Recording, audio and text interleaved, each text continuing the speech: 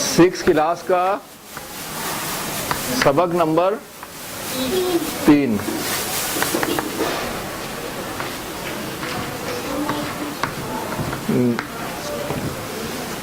नेक दिल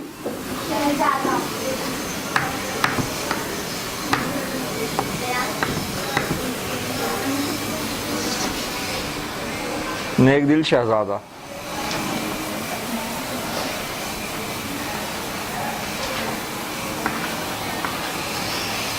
ठीक है।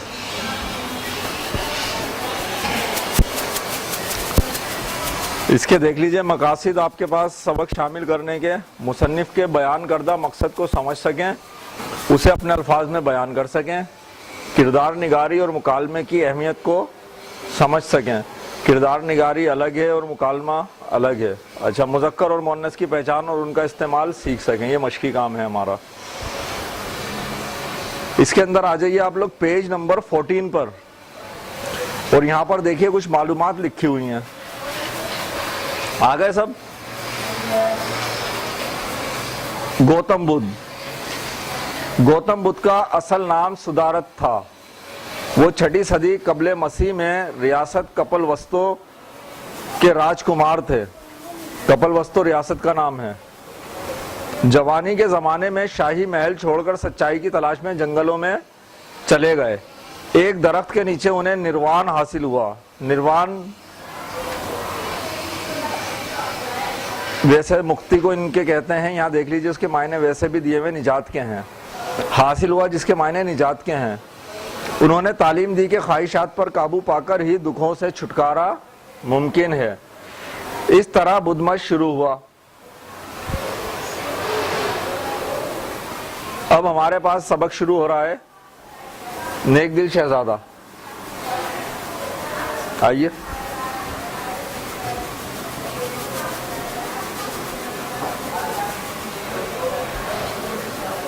सबक पढ़ते हुए देखिएगा बेटा, आप लोगों को क्या काम करना है। इस कहानी में तमाम किरदारों के नीचे खत खींचने हैं। पहला हिस्सा,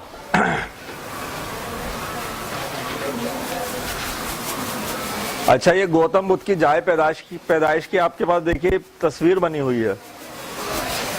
नेपाल में है ये।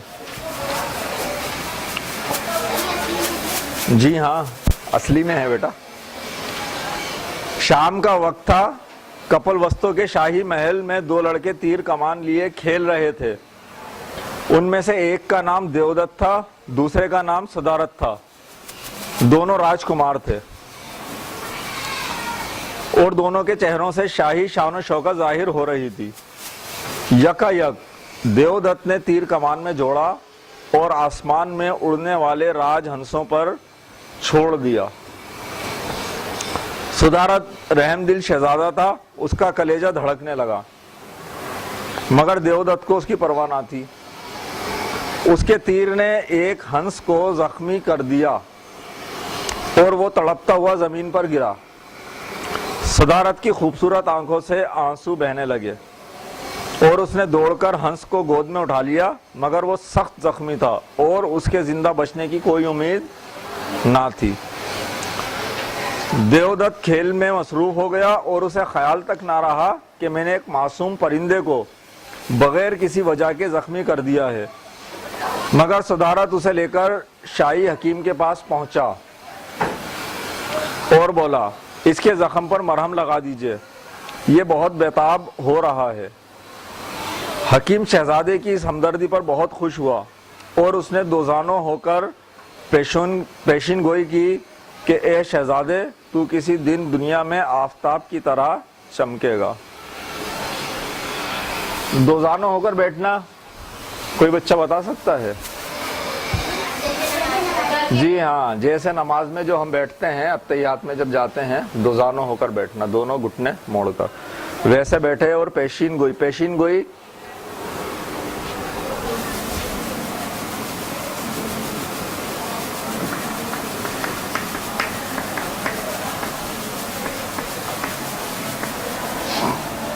मुस्तकबिल में आने वाले दिनों की पहले से निशानदही कर देना।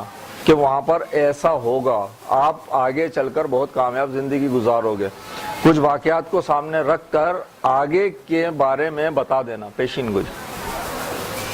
नंबर 2, 3-4 दिन तक सुधारत हंस की मरहम पट्टी करता रहा और खेल कूद को सब कुछ भूल गया। उसे सिर्फ ख्याल था कि किसी तरह ये हंस बच जाए। उसे तड़पते देखकर वो खुद इस तरह बेताब हो जाता था, गोया हंस की बजाय वो खुद जख्मी हो रहा है। आखिरकार उसकी आरजू पूरी हो गई। राज हंस के जख्म भर गए, मगर वो अभी उड़ने के काबिल ना हुआ था कि देवदत्त ने सामने आकर कहा, सुधारत, ये परिंदा तो मेरा है, तुम इसे कहाँ लिए फिरते हो?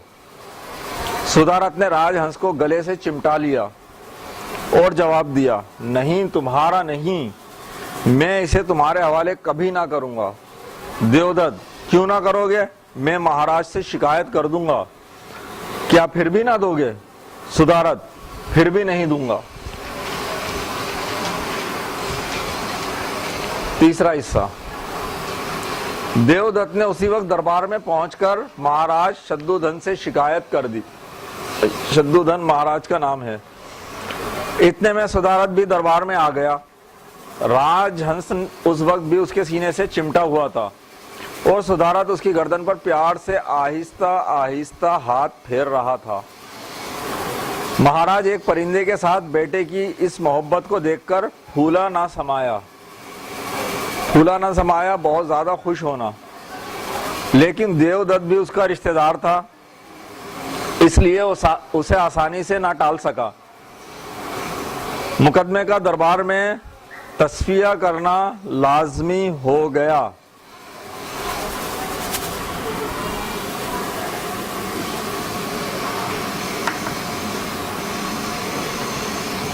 तस्फिया करना, फैसला करना, वाज़े बिल्कुल फैसला करना और किसी नतीजे पर पहुंच जाना, उसमें सुलह सफाई करा देना, तस्फिया।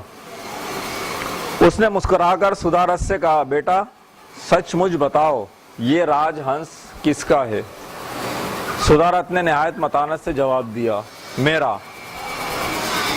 मतानत मजबूत लहजे में पुख्तगी के साथ।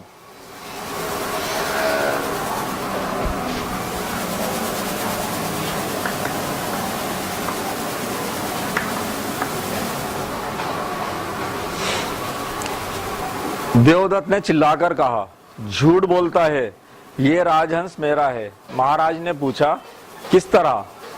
देवदत्त, ये राजहंस आसमान में उड़ा चला जा रहा था। मैंने इसके तीर मारा, ये जख्मी होकर जमीन पर गिर गया, इसलिए इस पर मेरा हक है। इससे पूछिए ये ठीक है या नहीं। सुधारत, ये दुरुस्त है। अच्छा, ये देखिएगा, यहाँ पर एक उसलूब इस्तेमाल हो रहा है, तरीका। नाम लिखा हुआ है और उसके आगे बात लिखी है।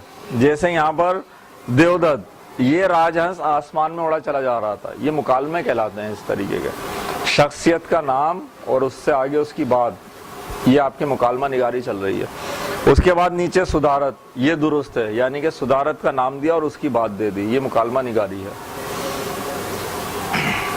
महाराज, अब ये महाराज उनका नाम है, आगे उनके डायलॉग हैं या उनके मुकालमे हैं। महाराज, तो फिर ये हंस तुम्हारा कैसे हो गया? सुधारत, महाराज, देवदत्त ने उसे जख्मी कर दिया था। अगर मैं उसकी खबरगिरी ना करता तो ये जरूर मर चुका होता। इसलिए देवदत्त का हक इस पर उस वक्त था जब ये जख्मों से तड़प रहा था, मगर मैंने उसे तंदुरुस्त कर दिया है। अब इस पर मेरा हक है, देवदत्त का नहीं। महाराज हैरान थे, वो इस मुकदमे का फैसला ना कर सकते थे।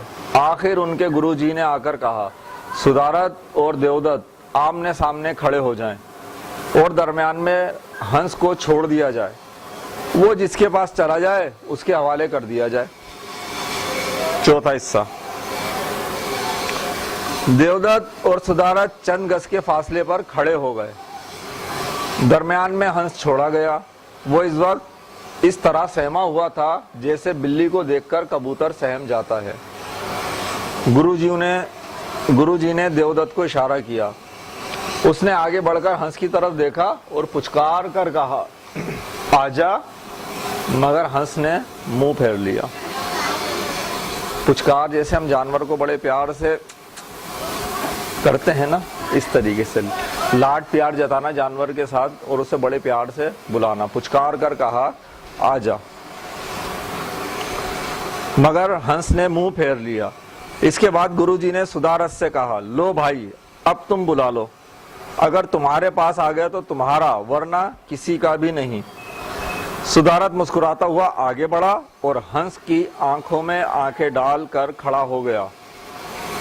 उस वक्त भी उसकी निगाहों में वही मोहब्बत भरी हुई थी। हंस ने उन जिंदगी बख्शने वाली निगाहों को फौरन पहचान लिया और जख्मी परों को फड़फड़ाते हुए सुदारत की तरफ बढ़ा। दरबार में शोर मच गया। सुदारत की खुशी का ठिकाना ना था। हंस उसे मिल गया और वो उसकी मरहम पट्टी में फिर उसी तरह मसरूफ हो गया। 5वां हिस्सा और आखिरी भी है। फिर एक हफ्ते बाद राजहंस बिल्कुल तंदुरुस्त हो गया तो सुदारत उसे लेकर महल की छत पर चढ़ गया और उससे मुखातिब होकर बोला कि ए हंस, मेरा दिल तुझे प्यार करता है, मैं तुझे चाहता हूं और मैं चाहता हूं कि तुझे आंखों से ओझल ना होने दूं।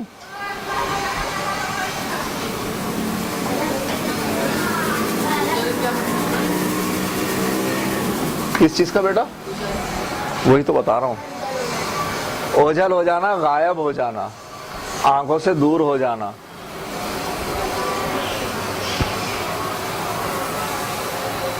मैं चाहता हूं कि तुझे आंखों से ओझल ना होने दूं, लेकिन मैं जानता हूं कि तू अपने बाल बच्चों के लिए उदास हो रहा है, इसलिए जा और उसके साथ हंस खेलकर जिंदगी के दिन गुजार, लेकिन फिर कभी शहर की तरफ ना आना, वरना फिर कोई शिकारी बच्चा तुझे जख्मी कर देगा।